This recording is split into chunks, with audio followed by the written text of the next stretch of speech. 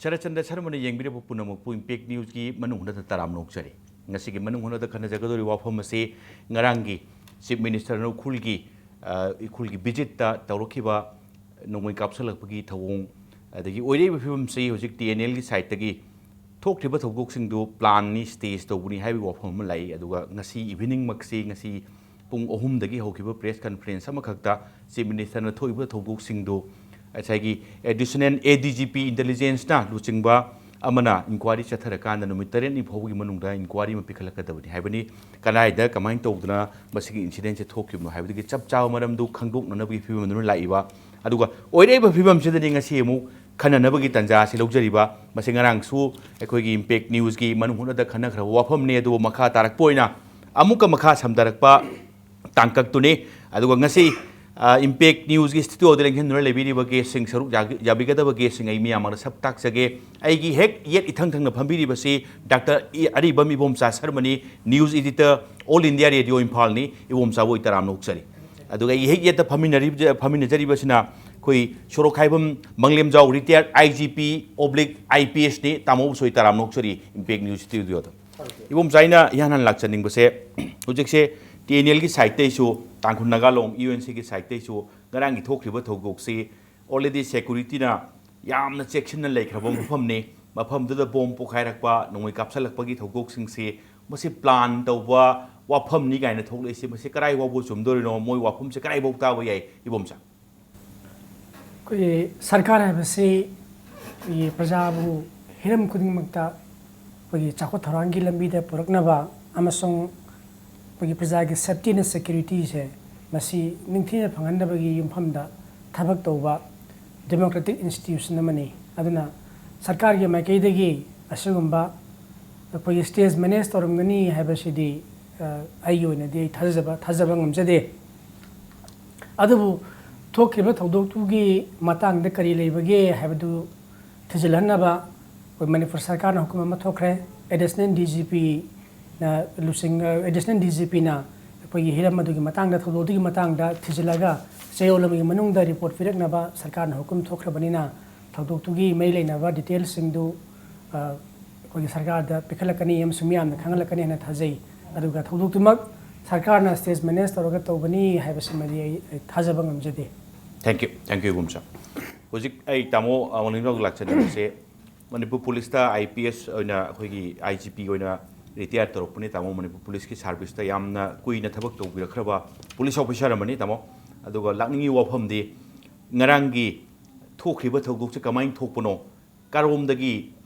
पाइरखिबा नोंमै मरुना सोनखिबनो का हाइबसे सब चाना मसगी फेक फाइंडिंग से तामो मतम क्याम कुइना चंगने खली पुथोकपदा अदुगा तंगाइ फदना मसी पुथोकतबदी यारारोय मरमदी मसी इंक्वायरी असि तौगदबनि हाइनासु मणिपुर सरकार की साइट तगी नुमित तरेटनिगी मनुंगदा मसगी रिपोर्ट सी मोइना मिंग मोइना थोकपसे पी डोंगेल आईपीएस ऑफिसर नि हुजि हुजि एडीजीपी इंटेलिजेंस की फम पुबिरिबसिदा इंक्वायरी हेड ओइना सिनबनी तामो मसी नुमित तरेटनिगी मनुंगसिदा पुथोकपा मसी कयाम ओइथोकपनि तामो ओइगद्रा क्लियर पिक्चर म चप चाना थंबंग अमोदरा तामो करी वफम थंबिनि मसी इंक्वायरी सी मखोगी ऑन टाइम सोइना लौरकनी करिगुंबा वीक अमजिगी मनुंगदा टारगेट थंबैवानी सरकारना अदुबु ngमद्रगसु ngसाइगी इंक्वायरी खुदिमक टारगेट अमा थमगसु यामना सांगना पेंडिंग लेबे इंक्वायरी म्याम लेखी अदु सिगी मतांगसी इंक्वायरी की मतांगसी हाइरगदी मसे आइन मदुगी टाइम बाउंड अमा आई पीबा ngमजरोय मरमदी आई हुजुसिमक ngसाइगी पुलिस की एफियर से आइन पाइबसु नती आईडी आईपीएस ओइरगा आईजीपी ओइना रिटायर तौजखरबनी अदुना मसिदी गवर्नमेंट सिगी मखोगी पॉलिसी मखोइना तौगंबा शक्ति की मखा पोनगनी मसिगी टाइम बाउंड असिदी हाइदी मखोगी तौबंगंबगी शक्ति कयाम थुनो चंगनबा ngंबगी हाइबगी थौवोंगदुदा मखा पोनगनी अदुगा होय सरकार की साइट की तामो 7 डेज हैना मतम थारिबनिना मसे सुंसु होइदना कंप्लीट ओइबम थोई तौबम थोई नुमित तरेनी की मनुंगदा करमाइन थोखिबनो थौगोकसे हाइबसिगी क्लियर पिक्चर अमा उहन बाइबसे सरकार की तौबम थोकपा पब्लिक ता तंगाइ फदना थमदबा यादबा पोटमनी हाइबसे आई थमजगे अदुगा मथंगदा आइना केनोदा आइना इबोमचादा लाक्चनिंगबसे मरोइना ngaraंगी थोखिबा थौदोकतु ngasi ayamba local daily sing so ayamba udi ure madudi even थौदोकसी खरा adum haidi kharana hai ambush oin torokpa asai chopper da nongoi ka kapsal lakoi mong oin ibu siawi aduga kharadana nongoi ka ko prikribsi karom saite no hai basi samam na ba even report filing torok pudu hauda karai deino khangdabagi phibam mamsum laigi leiri swai gi post se clear picture ma ubangam dabase karinanen khanbi aduga clear picture ma unana ba mase inquiry sigi part oina mase su putuphom thuena khanbi bra kamai khanbi गे थौदुसिगी मतंगदा थिजिनबा inquiry committee एमा कोई inquiry body एमा institute तौरबनिना मदुगी report अमा detail report अमा लाक्त्रिंगई ममांगदा मदु सुमाइन ओरंबा याई नत्रगा सी ओरंबा याई कांगबु अमा नत्रगा अमदगी कबलक पमरु ओरंबा याई ना खोइना स्पेकुलेटिवली कोई भावना सारगा हाइबसी ऐना सुमोइन खली अदुगा ऐना थाजबदी कहीं सरकार की माइकईदगी तरगा प्रमियाम बुंगाक सेनाब लेरब सिक्योरिटी की माइकईदगी प्रजा सोंगनबा नत्रगना कोई एनी काइंड ऑफ माइलेज खुदोंग चाबम लौनबा मिनुंगसे फंगनबा कोई मी सोकपा याबा सिबे याबा मदुसु कोई सिक्योरिटी की माइकईदा ngarang sokibasi amana कोई इंडियन रिजर्व बटालियन की सिक्योरिटी पर्सनल अमा अदुगा मणिपुर राइफल्स की पर्सनल अमनी पुनः पर्सनल अनी ने सिक्योरिटी की जवान अनी ने सोखिसे मणिपुर पुलिस के मखाद लैबा अदुना सोइबजे मणिपुर पुलिस की मणिपुर की स्टेट सिक्योरिटी की माइकईदा असोपन नंगबनिना मसिदा अखोइगे मणिपुर सरकार की माइकईदगी नत्रग मणिपुर सरकार की सिक्योरिटी एजेंसी सिंगदगी मसुगुंबा अमा मखोइ मसा मथंदा सोचनबा थबक तोरमगनी हैबसे मसिदी अखोइगे अइगी वाखनदे लामबदा अखोइ फंगमंगमदेना इथमजगे ओके हाइदी मसाना मसाबु सोचनबा थबक सिलमगने हैबसे मसे कोकता पुसलकपदा खरा वाना थोकपा लामबदा खनबदा खरा वाबई वाफमदनी बोमचान थंबिरिसे थैंक यू बोमचा तौमल लुमजाव ngaranggi thokdokse han already area dominate tongnaba even khangam akhoi honorable home minister khangam gi ngaranggi press conference su phongdokpi madudi hanan already area domination se assam rifle aduga army na singbasing tongana mifam phamdana masi loina bak tana gre hai aduga thokdoksi haidi inauguration gi thabak se mathang mathang mafam anihum se chalani se already hanan mari ni manga ni mangdi han plan tawle gre aduga amuk so hai madudi unexpected oiba incident ni unexpected haibadi hana kokta natragana wakhalda sunglei leramdaba amaromdagi thoklaga attack torokpadong tobugi wafum pusalakpasi swai se security lapsep se yam chaung leire haibining bura kamain thambining masigi matang si ayak yazaning de mandi numit kharani ki mamang digi hona makoi laktana ba warning si dum lekhawani aidi moina handak sangaga do bisi yaning de bi mawong sana pina lekhre aduga sarkar sigi yamna mamang thakte gi hona chauna asoiba mayam amana project khudimak loidana half finish tawraka manung da loidana sanga sanba sina maram oraga high project sing do fail orpa aduba mayam am leiba adagi amana koi hujik leiriba sarkar asi ngasai moin he palakpadagi communal divide kya lakpa hill valley divide lakpa sugumba divide mayam am thorpa social issue mayam amadi amada sum namjala sakiba amta solve tomlo honarakta ba samna harabada assembly phamba matam da su aroi assembly ama phamgre adu hauda numini khak phamaga loisenba ahan ba phamba numila duna officer reference pire aduga mathangi mande da tahalaga mande da ngak phamaga loisenba leba ki issue mayam ase assembly haiba sel makoina hupu kar ibasi assembly sida leba ki state ki issue mayam se khanabam adubu state ki issue mayam se nathai da thamaga akoigi makoina याथोबा agenda खर खतंग assembly ले खनरगा प्रजा की issue ना नाथैना थंबिरंबा असिना मरम ओरगा प्रजा द खोइसाउनबो मयाम अमा लई अदुना मरम ओरगा सरकार की थौसिल सोइबा मकोइना प्रजा की इशू प्रॉब्लम सॉल्व तौनिंगदबा असिगु मयाम असिना मरम ओरगा प्रजा ना यानिंगदबा मयाम अमा लई अदुना मरम ओरगा ngasai hairiba lamdam asi urkhul je koi myam na khangnadan leire asiguma lamdam asida ngasai gi mahu yadaba maruina koi gi chief minister sibu yadaba su lei haibase hana su khangabani aduga intelligence report kaya na su sungba khudong chadaba kya legi do ri khangna samjen ba potlamani na madu soina thora ne si khangaba potlamani aduna ni aduga moi failure ga thorak pai se sarkar si masigi matang yorga di moi masana resign tokjaraga tho abani masi okay tamo ibum so sai lakchan ning pase TNL gi site gi already ꯄ꯭ꯔꯣꯖꯦꯛꯁꯤꯡ ꯂꯣꯏꯁꯟꯗꯕꯒꯤ ꯋꯥꯐꯝ ꯑꯃ ꯄꯜꯂꯤ ꯍꯥꯏꯗꯤ chief ꯃꯤꯅꯤꯁꯇꯔꯒꯤ ꯉꯁꯤ ꯏꯚꯤꯅꯤꯡꯒꯤ press ꯀꯟꯐꯔꯦꯟꯁꯇꯁꯨ ꯃꯁꯥꯅ admit ꯇꯧꯏ ꯃꯗꯨꯗꯤ 50 bedded hospital ने हुजी की ओइनदी अदुगा मदु 100 बेडेड ता मदु अपग्रेड तौरकनी हाइवे वफम ने फ्यूचर प्लान ने अदुगा अतोप सिंगदती इरांग अतोप मो इश्यूज मयाम दि पल्ले अदुबु लाक्चनिंग वफम दि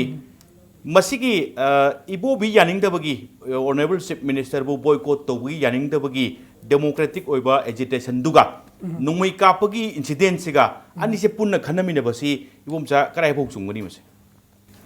ये भारत से डेमोक्रेसी चलपलेबा मनी अदुना डेमोक्रेसी चलपलेबा से ये सरुग मनी मणिपुर से चुमी तांखुन नगालोंगना पये चीफ मिनिस्टर खोंगसेट खोबक तौगनी खोंगसेट सियानिंगदे लाकनु हैबसिदा मदु यामना डेमोक्रेटिक ओइबा मोंगदा पीसफुली मखोय यानिंगदबा फोंदोकपा हैबसि डेमोक्रेसी नि मदु कनानसु पये थिंगबा याबा नते को डेमोक्रेटिकली पये पीसफुली पये प्रोटेस्ट तौबसी डेमोक्रेसी भारत नतना पृथ्वी की डेमोक्रेटिक कंट्रीज लोनम अखोगी चनब अखोगी चनरोलने मसी अदुबु अखोगी मखोइना तांखुन नगालोंगना अदुगा खोंगसेदसु यानिंगदबा फोंदोकपा सिंगी अखोगी वाखलोनसेदा मखोइना हाइबदा जुनियन ओइबा पोसे यावरमबसु याय कनेदा खोइना इ पाउडर सुम लेजबसि थेंगनबसि अखोगी नो कंप्लीशन नो इनॉग्रेशन हाइबदी साब लोइद्रिङैदा अखोगी संगाबिगनु हाइबा अखोगी डिमांड सिमे यावी अदुना अदैदुदा मणिपुर सरकार के माइकैदगी थमलिबा वाफमसे ये 50 बेडेड हॉस्पिटल से मसीदी साब लोइरे अदुगा अखोगी सरगमेना अपग्रेड तौगदबा अखोगी 100 बेडेड हॉस्पिटल ओइगदबसे मसे अनदर 50 यमंगा हापलकदबसे मसिगी सरुकसे वाटपनी अदुना सरगमेना संगागदोरिबसिदी अखोगी साब लोइरबा एक्सरे गी अल्ट्रासाउंड गी अदुगा अतोपा अखोगी अना लायंगी मरी लेना इंफ्रास्ट्रक्चर सिंगदो फॉर ए 50 बेडेड हॉस्पिटल मधुगिदी इंफ्रास्ट्रक्चर जी सेम साब लोइरे अरोइबा सरुकतो ओइना संगाजरगे हाइबनेना अखोगी ऑनरेबल चीफ मिनिस्टर जुंगसी अखोगी पाउमिजिंग ओइना बदुरा अदमाइना फोंदोई अदुदा अखोगी एजिटेटर सिंगी माइकैदगी मखोगी यानिंगदबदो पीसफुली अदम थममगदी अखोगी हेना फजरमगदबनी अदुबु मखोइना तौई तौदी हैबसिदी प्रमाण लेबा थबकती नती अदुबु मखोई यानिंगदबगी अखोई खोंजन लेरिङै मनुंगसिदा को during the course of agitation मसिदा अखोगी संगागदोरिबा 50 बेडेड हॉस्पिटल से मसिगी कॉम्प्लेक्स मनुंगदा अखोगी ट्विन बॉम्ब ब्लास्ट बॉम्ब मनी पोखाइबा मदुदा अखोगी इंडियन रिजर्व बटालियन की पर्सन अमा सोखिबा अखोगी मदुगी मतुंगसिदा अमु अखोगी मदु अखोगी नोंयाय मतुंग पुंग अखोगी 12 मखाई पुंग 13 मखाई सिदा अखोगी थोकपा थौदोगनि हाय अखोनी इपाव फंगजबदा अदुगी मतुंगदा अमु अखोगी नोंगालगा अयुक पुंग 9 मखाइदा ऑनरेबल चीफ मिनिस्टर ना अखोगी बक्सी ग्राउंड दा अखोगी मैक्स हेलीपैड से मसिदा अखोगी माना सेगमा सागलबे इंफ्रास्ट्रक्चर की प्रोजेक्ट सिंदो संगाना बसतपसिदा पुंग अमरोम लेरे अदुगी मतुंगदा अखोगी हेलीकॉप्टर से मैक्स हेलीपैड सिदगी हेक टेक ऑफ तौबगा पैकेट होबगा अखोगी करोमदगी नो खंगदबा कनाना कापपनो खंगदबा हाइताबने हौजमकी ओइनदी अखोगी नुमै मरु मना पांदना कनोगी मणिपुर राइफल्स की अखोगी जवान अमा माने सोए अदुसु अखोगी मागी मबुक्ता अखोगी पानबनी याना मदु अखोइना सीरियस कनोनी ना इंजुरी नेना दुम लौबा ताबनी अदुबा लाइवा फमदी अखोगी कनाना तौबनो अदुगा करिगिदमतो तौबनो हाइबगी वाफमदुदि अखोइना हौजिकति इनक्वायरी अमा चथरिबने मदु खंगद्रगसु अखोगी एजिटेशन चथरिङै मनुंगसे मसिदा पामदबा हिंसागी थौदो अमा यावसलकपसे मसिने अखोइना अखोगी येंबा यामी येंगमदि अदुगा अमना मसिदा चेनरम्बा मियोइसिंगदो अखोगी मणिपुर सरकारना और भारत सरकारना मखोगी मथक्ता कई थबक लखटकदगे हैबसे अदुना डेमोक्रेसी नि यानिंगदबा फोंदोकपा दिम याय मदु पीसफुली तौगदबनी मदुदा मखोइना अखोगी बाय मीन्स ऑफ वायलेंस अखोगी हिंसागी पामबसे सिजनरगा पामदा थबक चथरगदी अदुना मदुदा तौरिबा कांगबुदु करानो हैबा खंगद्रगसु मखोइना तौरिबदुदी अखोगी मणिपुर की चीफ मिनिस्टर ओइजनो मणिपुर के मंत्री ओइजनो मणिपुर सरकार ओइजनो मणिपुर सरकार दा अखोगी तौबनी हैना मणिपुर सरकार खक्तदा only to the state administration दा only to the leadership ta only to the government se masida tawbani hana lawroi na aina khanjadi se masidi संविधान लिंबा भारत सरकार की अपुनम लैंगाक से मसीगी सरुक अमा ओरिबा लैंगाक अमदा एडमिनिस्ट्रेशन अमदा गवर्नमेंट अमदा खुद थारकपनिना मसी भारत की पॉलिटिकल इंस्टीट्यूशन दा भारत की डेमोक्रेटिक इंस्टीट्यूशन दा मसी खुद थारकपनि एना लवगनी अदुगी मतुंगिना भारत मणिपुर सरकार ना भारत सरकार के मसीगी मतांगिदा चपचाना इ पाव फाउंडर मतुंगदा लखतफम थोकपा थबक लखतपा अदुगी एग्जाम्पलरी एक्शन जे लौबा ए मतुंग नौदु सुगम तोबा यादे को हाइबसे मसीगुमा खंगनबा मसी तंगाई फदबराना खल्ले अदो हंदगी मतांगिसदी मसी थबक खरदी तौरकदरा नसु आशासु तवे थैंक यू बुमसा ताऊ मुमजा इन एक्शन इंग्लिश स्वाइता मरु नंगरांग से उजी पोक्तदी करोमदगी रोमाइकै खंगदवा नोंमै मरुना हाइजल्लकांदा साइ मणिपुर राइफल की जवान अमा सोकपनि अमा सोकपदुना हाना अहिंग नोंयाइगी बोम पोखाइबदुदा नोंमै मतुंगी बोम पोखाइबदु सोकपनि अदुगा अमा सोइसी खुदकता हेलीपैड नंग लेम मफमगी हुजिकी फंक्शन मयागी अदवाइदा लेरिङैदा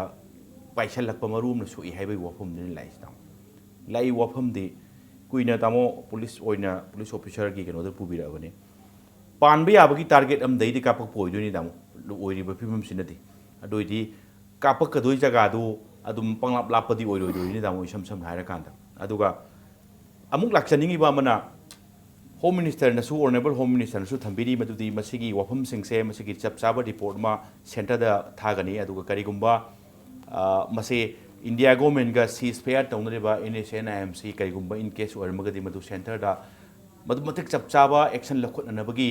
मदुगी हाइदी मोय हाइबुम थोपो स्टेट की साइड की हाइगनी हाइबनी तामो स्वाइस तामो एनी कापकपसे एनी एक्स नसु ओरसनु वाई नसु ओरसनु ओइनिंगबो ओरसनु तामो अदुबो कापक जगाम एनी जगाम कापक पालब है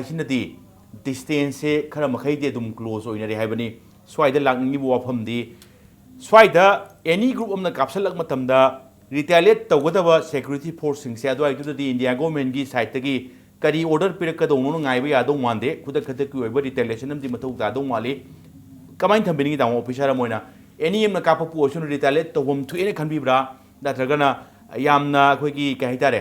खरा चेन बोय कई बोय ngarang uriba sinsi pangchen da chen ba pangkok da kokchan ba whole community whole long to budu da loi changro na yam responsible police officer ma ju pangkok kokchan bai mam chui kamai tham biningi da yes swai area si de yengaga di police ki maduda thu na react to da ba amsu react to ba ngam da ba ma swai da uli adumadi sume manam de anak pa area de adubu masingi terrain oibani na asai ki makoi hidai da लोक अमदगी अमदा कापक याबगी चांसु लई अतोप सिंगदोल अतोंबा अमदगी अतोप अमदा target तोरपसु याबा लेगनी अदु हनमददी directly हेता मसाइगी मांगोंदा मासो कापइबदु directly सिदगी कापकपनि हाइबसी माना हेक ओबा खंब नतबगी अदुगी problem जु लेगनी अदुगु मखरदी लेगनी मस्ता अदुबु आइना हाइजदिंग मफम असिदैदा ngसाइगी democracy नि ngसाइ अखोइ बोमजाना हाइबि democracy नि अखोइगी मसिदैदा वायलेंस यावदना यानिंगदबो उटपा दु तौबा अदा तौबा मयाम म हाइबि गरे अदो लाइबो वफमदि उरखुल लाइबसी उरखुलसी करम मफम नो उरखुल दा करम मखलगी लो एंड ऑर्डर लै हाइबसी पालइबा सरकार सि 15 इयर्स पाल अबनि मखोइना मुन्ना डाइजेस्ट तौरगा लइबा मफमनि अदुगा खुदक की ओइबा इंटेलिजेंस रिपोर्ट फदना फनि अदो फंगना अदगी नोंगमनी वालिंगैदसु अखोइदि नमदना संगदी हाइबगी बा फोर्स अबा सिन बो वाइसिसु हाना स्पेल आउट तोथुइ सिना मरम ओरगा कनागुंबा मफम अदु लैबा यानिंगदबा नत्रगा खरा हेना लमहेन तुहेनबा सिंग लैबा सिंगसिना अदु ओरगदी नमदना संगदी नमदना हलनगनी हाइबगी वाखल ओरम पोकननबा अदु वाखल थोलप याबगी वांगांग संगांग सिनबा अखोइगी डेमोक्रेसी दा people is power and power is people हाइबसी वाखल लैतबा प्रजाना प्रजा की मरक्तगिसु अखोइना कौखलगा सुंबा इन्वायरनमेंट अमा सेमगा अखोइना सत्रगदी कमाई तौनी सुंबम लैरे हाइबगी अखोइगी अदुगी ममांगदा सत्रिंगेगी ममांगदा ग्राउंड अमा फजना सेमबा मतंगदा यानबा म लैरगा संगमगदी यामना फजरमगदबनी अदुगो मखोइ ngasiगी खुचंग असिदी अखोइ मिनिस्ट्रियल टीम चावरे नमने हेता संगंगनी एना सबजलुबमा लैबसिदा यामना ब्लन ओइबा म थोपसिना मरम ओरगा अनि action and reaction and equal and opposite की फिबम दा तारे अदुना मरम मसिदा एरिया से थोड़ी सरकार से अचौब थौसिल सोइबा अदगी प्रजा को खुसमनदबा अदगी प्रजा फिलर थारगा अदुगो मियोसिंगो तौदनबा फजना हाइबा ngамदबा मोगी डेवलपमेंट प्रोग्राम पाइखतपनी हायरगा डेवलपमेंट की महुता अतो अतोप मखल की प्रोग्राम पाइखतना मी क्या दा अगी मी खरगी पर्सनल इंटरेस्ट कानब पीरगा प्रजा इफंग फंगदबा सिगुम मयाम लैबसिना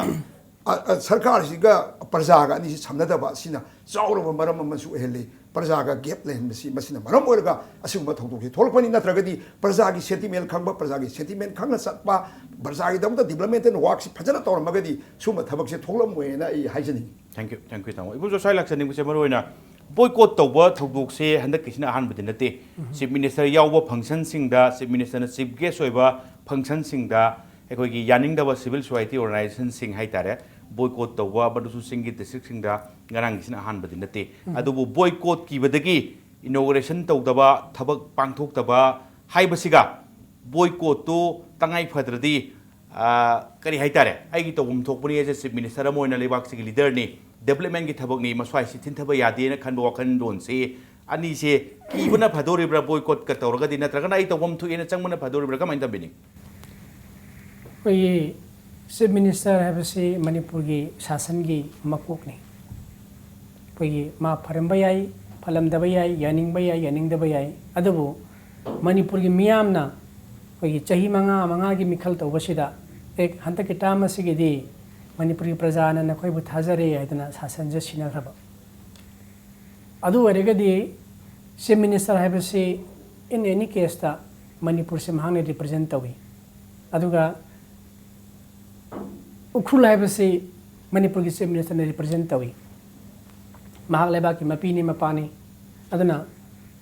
महा की प्रजाना पेन डबल एरेगसु साउनिंग बल एरेगसु मफम दुरा महांग चटपा हैबसे कोई शासन सिददी कोई आई याबंग है तिनबा अदुगा आई यादबंग है तिनदबा है बसी शासन जे थंबा यादे अखोइना कोई महात्मा गांधी ना पामजरंबा भारत के शासन के सक्तम राम राज्य है बदो खोइना अमुतंग कोई रामचरित मानस हबा सिदा खोइना अमुतंग हनगतना येंगगदी सुमाइना करी हाइगेबु कोई दशरथ ना कोई या वाखन जी यामना नुंगाइतना लैबसिदा आगे मखोई मचानुपा हन रामचंद्र सिना चंगा कोई मपाइबुंगदा इपाइबुंग करी दबरे वखन याम नुंगाइतना लै हाबसिदा आइगी चिन्ना नंगोंदा वासे हाइबंग मरोय हाबसिदा करी नो हाइबियुना को रामचंद्र ना तक्षलगा हारकपसिदा ए नंगसे कोई सही तरह मरी बोनो थाव हाइ मतंगी वादु मंगोदि पुपुद्रि वाबो आई किदा कोई मतियम कोई लौजगे को कोई नंग चाहे नंगबु सही तरह मरी बोनो थाव हाइ अदुगा कोई निंगथौ खुबमसिना ननाव नुपा भरोत सिनाव हाइ हाइबसिदा भरोत की ममाजी कई ने अदुबु कोई रामचंद्र से मसिन खंगेबा मसी सिल्लिब लांगेबा पुनमक्से कोई ममाई बेमा मा के दिस मदर ने कई से मसी खुजिन थरोने खंगसु रामचंद्र सिना दशरथ निंगथौ की मनाक्तगी हेक थोलपगा मागना कनागी मनाक्ति याना संगिए से माबु अपोकपा ममागी मनाक्ता हाना संगदियो अदना कई की मनाक्ता हाना संगमेबा अदुगा रामचंद्र तोरिसे मा यादब मीतो माबु मंगहनिंगबा माबु अवाबा ताहनिंगबा अदुगा मागी मांगनबो तब मीतो मधुगी मनाक्ता हाना संगमेबा रामचंद्र सिना संगमगा इमा सुमाइ तोदना आई चही तरा मरीना चा बोने ससरुगिगे निंगथौ खुबमजिना अजोदाई निंगथौ की सिंहासन जे इनाउ नुपा भरतना मसी पूजा हरसनुना हाइरमे हाइदि केनोसे हिदा कोई शासन की फजब सक्तम जिदि करिनोबु शासन की मपी मपा ओइरिबा कांगबुदो मसिना मखोइबु यादबा को मखोइगी मायोक्ता लैबा मखोइगी सिंगनबा मखोइगी मांगनबा तौबा मीजिंगदो मधु कोनजिनबा मखोइगी याइफनबा तौबा को मखोइगी नुंगसिना लोइनबा मखोइगी तिन्नबा तोनबा मखोइगी दमक्ता फथोरांगी थबक तौबसे मसी कोई राम राज्य है कोई भारत पुरनिंग शासन की सक्तम दो मधु पुरनब तंगाई फदबने अदुना चीफ मिनिस्टर ना उखुल चटपसे आई मोड ओनदी कोई मा चटफम थोई चटकदबनी चा मरक थिंजनु चनी रक्षु थिंजनु पो यानिंगदब कया आइजनु चटकदबनी दो तौबददी ngasai कोई रिटायर आईपीएस ना कोई हाइबी खिबदो कोई हाना यानबा याबा लंबी अमा हाना कोई पुर हौरगा फिलर थारगा वरे वताई सारगा चलौबना फत्रा हैबतो मधुदी मधुगी मतंगदोदी आइसु आइगी मोनसु यानिंगबा लै तौ यानिंगद्रिबा कांगमुसुंदना कोई यानिंगद्रिबा से करिगिनो करि तौरगा यानी कोई करमाई तौजिगे है वरी सानबसे सरकार के मैकेनिक तौबदी मांगजब अमतदी लेते अदुना या कोई यानब अमा पुरकनब होनबसे मसे खुने डेमोक्रेसी कोई पुनः चटमिनजे हैबने कोई याबगा यादबगा से अनी से पुनः चटमिनबसने डेमोक्रेटिक गवर्नेंस की फजब सक्तम से अयाबगा के चटमिनबा यादबगा इंथो थंबा अदुगी सक्तम दु नती अदुना चटकदबनी उनगदबनी वरी सागदबनी थिंगबसु संगदबनी करिगिनो नोने थिंगसे आइना लाइजिति नोगी याइ फथरांगी लाकपनी अदुना नोने अनिंगदु लाओ हाइरो लाओ आइगो उनसि लाओ आइगा तौमिना सिलाओना मधुगी माइकेदुदा चटपचु यम फजब वाफम ने थैंक यू बुमसा हाइदी यानिंगदे हुदोप यादी आइबु पामदेना मोइसिंग दो तोंगान थंबिरम यादी यानिंग द्रसु चंगदोबनी चंगकांद यानिंग दो काइदनो आइदु खंगदबनी हाइबनी तसेंग ताम वारी सियाम नुंगाइन मंगिदना ब्रेक कसे लोबो हाइपेट कौखु वारी निंगसी तौदोसे कमर्शियल ब्रेक मी मतुंग ताम दा क्वेश्चन लाक्सेप ताइ कमर्शियल ब्रेक अमगी मतुंग द इंपैक्ट न्यूज की मनु होना मियाम मरते याम तुनो पुदुना लाक्सके इंपैक्ट न्यूज पेंग तादुना लेबियो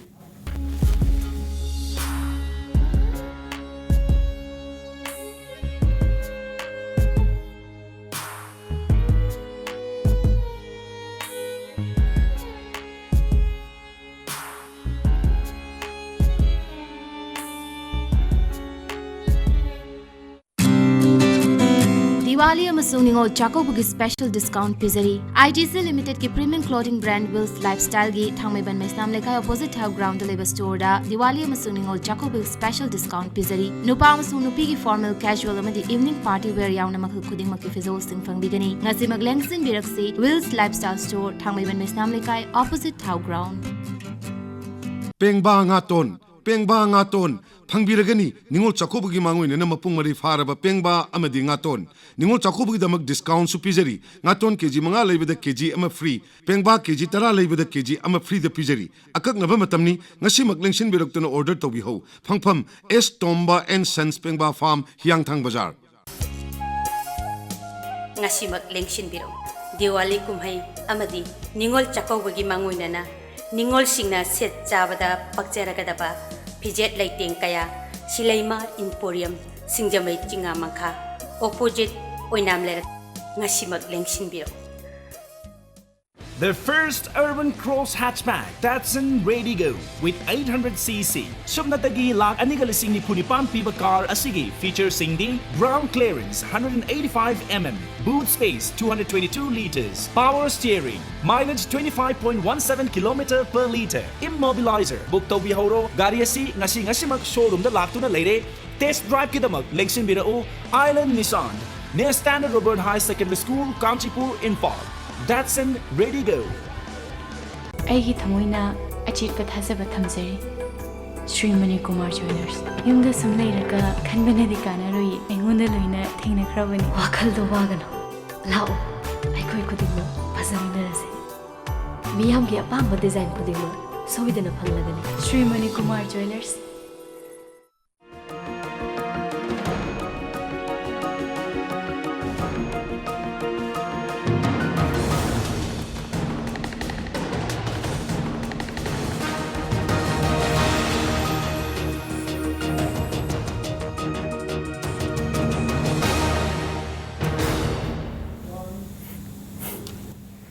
ब्रेक की मतुंग येंगबिरिबा पुनमकपु अमुक खन तराम नोकचरी तामु ब्रेक की मतुंग तामुदा लाक्सनिंग बसे मरोइना हुजिकसे पंगांगांगना बुदि गांगना बसे सम खरन हाय बसे अखोगी चिंगदा एनेशियन की करी की थबकसे हुजिकसे एनेशियन ना बसे की थौगोकसे हेक्ता तौबुने हायदुदि ngasai bom janchu thambigre madudi base khitang nganman gini inquiry chathari masida kana chenabano kana chenadabno haibagi wafam si चप चाना पुथोपम मचंगी खनी अदुगा हुजिक क्यों नदि मसे कमेंट पीबा खर गनमली हाइबनी अदु लाक्चनिंगी दि मया मुजे हाइने दि चिंगरांग पावदि गैदगी एनएसएनएन चिंगना हाइबम दि हाइरमिना चौराकना खुचुम थिलकपसे एरिया ऑफ ngसाइगी ऑपरेशन हाइगद्रा कै हाइतरे स्वाइद सुम निंग कांदा खुद थिनबे वफम दि लै स्वाइसिदा दमो मतम सांगना एनएसएन नाइमसे सुम कै हाइतरे हैंडल तौबुदा खरा डिफिकल्टीज लेबा हाइताये अदुगा इवन इंडिया गवर्नमेंट की साइटे सु मसे सीजफियर की चनबा हाइबम सु लेबा स्वाइसदा करिगुम्बदा पुलिस साइट सु तामोम पुबिरिंग दु सुंगाइरे स्वाइसी मोइगी केदर सिंगसे मणिपुर चनदि हाइरसु मणिपुर ग फारसु हैंडल तौबुदा खरदि दुम अवाबा अदगी खरसु कंप्रोमाइज तौबुगी एरिया से खरदि दुम थेंगी तामो स्वाइसी तामो लेंगे कयम थेंगनबिरि अदुगा ꯃꯁꯤ ꯇꯧꯔꯤꯁꯤꯡꯁꯦ ꯇꯉꯥꯏ ꯐꯗꯗꯅ ꯃꯁꯤ ꯑꯩꯈꯣꯏꯁꯨ ꯄ꯭ꯔꯦꯁꯔ ꯑꯃ ꯂꯩꯕꯗꯒꯤ ꯇꯧꯕꯗꯅꯤ ꯇꯧꯈꯤꯕ ꯖꯥꯠꯅꯤ ꯍꯥꯏꯕꯤꯗꯣꯔꯤꯕ꯭ꯔꯥ ꯀꯃꯥꯏꯅ ꯊꯝꯕꯤꯅꯤꯡꯉꯤ ꯁ꯭ꯋꯥꯏꯒꯤ ꯔꯨꯝꯁꯤꯡꯁꯦ ꯇꯥꯃꯣ? ꯌꯦꯁ, ꯁ꯭ꯋꯥꯏꯒꯤ ꯑꯦꯔꯤꯌꯥꯁꯤꯗ ꯉꯁꯥꯏꯒꯤ NSNIM ꯒ ꯏꯟꯗꯤꯌꯥ ꯒꯚꯔꯟꯃꯦꯟꯠꯒ ꯁꯤꯁꯐꯥꯌꯔ ꯂꯩꯔꯦ, ꯑꯗꯨ ꯂꯩꯔꯒꯁꯨ ꯃꯅꯤꯄꯨꯔꯗ ꯃꯁꯤ ꯌꯧꯏ ꯅꯠꯇ꯭ꯔꯒ ꯌꯧꯗꯦ ꯍꯥꯏꯕꯒꯤ ꯒ꯭ꯔꯦ ꯑꯦꯔꯤꯌꯥ ꯑꯃ ꯂꯩ꯫ ꯁ꯭ꯋꯥꯏꯗ ꯀꯝꯄ꯭ꯂꯤꯀꯦꯇꯦꯗ ꯑꯣꯏꯕ ꯑꯗꯨ ꯑꯦꯗꯃꯤꯅꯤꯁꯇ꯭ꯔꯦꯇꯤꯚ ꯄ꯭ꯔꯣꯕ꯭ꯂꯦꯝ ꯈꯔꯗꯤ ꯑꯗꯨꯝ ꯁ꯭ꯋꯥꯏꯗ ꯑꯗꯨꯝ ꯂꯩꯕꯅꯤ꯫ ꯑꯁꯤꯅ ꯃꯔꯝ ꯑꯣꯏꯔꯒ ꯉꯁꯥꯏꯒꯤ ꯑꯗꯨꯒ ꯇꯧꯕꯗꯤ ꯍꯥꯏꯔꯤꯕ ꯄ꯭ꯔꯣꯕ꯭ꯂꯦꯝ ꯑꯁꯤꯗꯤ ꯑꯗꯨꯝ ꯁꯥꯡꯅ ꯍꯤꯡꯗꯅ ꯂꯥꯛꯑꯕ ꯄ꯭ꯔꯣꯕ꯭ꯂꯦꯝ ꯑꯃꯗꯤ ꯑꯗꯨꯝ ꯑꯣꯏꯔꯕ, ꯑꯗꯨꯒ ꯌꯥꯝꯅ ꯁꯥꯡꯉꯕ ꯃꯣꯔ ꯗꯦꯟ 30-40 years ꯍꯦꯟꯅ ꯁꯥꯡꯉꯕ ꯑꯗꯨꯒꯨꯝꯕ ꯍꯤꯁꯇ꯭ꯔꯤ ꯑꯃ ꯑꯣꯏꯁꯜꯂꯛꯑꯦ꯫ ꯑꯗꯨꯒ ꯑꯃꯨꯛꯁꯨ NSNIM ꯒꯤ ꯂꯤꯗꯔꯁꯤꯞꯇꯨꯁꯨ ꯑꯩꯈꯣꯏꯒꯤ ꯗꯤꯁꯇ꯭ꯔꯤꯛ ꯎꯈ꯭ꯔꯨꯜ ꯑꯁꯤꯗꯒꯤ ꯍꯧꯈꯤꯕ ꯃꯤꯑꯣꯏ ꯑꯃꯁꯨ ꯑꯣꯏꯕ, ꯑꯗꯨꯒ ꯃꯔꯝ ꯑꯣꯏꯔꯒ ꯍꯥꯏꯔꯤꯕ ꯄ꯭ꯔꯣꯕ꯭ꯂꯦꯝ ꯑꯁꯤ ꯎꯈ꯭ꯔꯨꯜ ꯁꯤꯗ ꯈꯔꯒꯤ ꯍꯦꯟꯅ ꯃꯁꯤꯗ ꯁ꯭ꯇ꯭ꯔꯣꯡ ꯑꯣꯏꯅ ꯂꯩꯕ ꯃꯐꯝ ꯑꯃꯁꯨ ꯑꯣꯏꯕꯅꯤ꯫ ꯑꯗꯨꯅ ꯁꯤ ꯄꯨꯝꯅꯃꯛꯁꯤ ꯈꯪꯉꯒꯅꯤ, ꯑꯗꯨꯅꯅꯤ ꯉꯁꯥꯏꯒꯤ ꯊꯕꯛ ꯇꯧꯕ ꯃꯇꯝꯗ ꯌꯥꯝꯅ ꯆꯦꯛꯁꯤꯟꯅ ꯒꯚꯔꯟꯃꯦꯟꯠꯒꯤ ꯄ꯭ꯔꯣꯒ꯭ꯔꯥꯝ ꯀꯌꯥ ꯄꯥꯏꯈꯠꯂꯛꯏꯁꯤ ꯌꯥꯝꯅ ꯆꯦꯛꯁꯤꯟꯅ ꯇꯧꯐꯝ ꯊꯣꯛꯄ, ꯑꯗꯨꯒ ꯂꯣꯏꯅꯅ ꯉꯁꯥꯏꯒꯤ ꯄ꯭ꯔꯖꯥꯁꯤꯡꯗꯨꯅ ꯅꯠꯇ꯭ꯔꯒ ꯁꯤꯒꯨꯝꯕ ꯁꯦꯟꯇꯤꯃꯦꯟꯇꯦꯜ ꯑꯣꯏꯕ ꯃꯤꯑꯣꯏ ꯀꯌꯥ ꯑꯃꯒ ꯗꯤꯜ ꯇꯧꯔꯛꯄ ꯃꯇꯝꯗ ꯂꯣꯀꯦꯜ ꯏꯁꯨꯁꯤꯡ, ꯂꯣꯀꯦꯜꯒꯤ ꯃꯤꯁꯤꯡꯗꯨꯒ ꯑꯩꯈꯣꯏꯒ ꯇꯥꯏꯞ ꯇꯧꯅꯗꯅ ꯀꯃꯥꯏꯅ ꯇꯧꯗꯅ ꯁꯨꯃꯥꯏꯅ ꯇꯧꯅ ꯁꯤꯒꯤ ꯄ꯭ꯔꯖꯥꯅ ꯄꯦꯟꯗ꯭ꯔꯤꯕ ꯅꯠꯇ꯭ꯔꯒ ꯁꯨꯝꯕ ꯁꯦꯟꯇꯤꯃꯦꯟ ꯑꯃ ꯂꯩꯔꯤꯁꯤ ꯀꯃꯥꯏꯅ ꯇꯧꯅ ꯑꯩꯈꯣꯏꯒ ꯒꯚꯔꯟꯃꯦꯟꯠꯁꯤꯒ ꯂꯤꯡꯛ ꯑꯞ ꯇꯧꯒꯗꯒꯦ ꯍꯥꯏꯕꯒꯤ ꯋꯥꯈꯜꯂꯣꯟ ꯁꯤ ꯄꯨꯊꯣꯛꯑꯒ ꯊꯕꯛ ꯇꯧꯕꯁꯤ ꯑꯩꯈꯣꯏ ꯁꯔꯀꯥꯔꯁꯤꯗ ꯏꯎ ꯎꯗꯕ꯫ ꯁꯝꯅ ꯍꯥꯏꯔꯕꯗ ꯑꯩꯈꯣꯏꯒꯤ ꯂꯟꯗꯟꯃꯛꯇꯗ ꯍꯥꯏꯔꯦ, ꯂꯟꯗꯟꯗ ꯑꯩꯈꯣꯏꯒꯤ ꯑꯦꯁꯤꯌꯟ ꯏꯊꯅꯤꯛ ꯃꯌꯥꯝ ꯂꯩꯕ, ꯄꯥꯀꯤꯁꯇꯥꯅꯤ ꯂꯩꯕ, ꯏꯟꯗꯤꯌꯟ ꯂꯩꯕ, ꯃꯥꯂꯦꯁꯤꯌꯟ ꯂꯩꯕ, ꯆꯥꯏꯅꯤꯁꯅꯆꯤꯡꯕ ꯃꯌꯥꯝꯅ ꯏꯊꯅꯤꯛ ꯀꯝꯃꯨꯅꯤꯇꯤ ꯑꯦꯁꯤꯌꯟ ꯃꯌꯥꯝ ꯂꯩꯕ ꯖꯒꯥꯗ ꯀꯔꯤꯒꯨꯝꯕ ꯊꯕꯛ ꯑꯃ ꯇꯧꯕ ꯃꯇꯝꯗ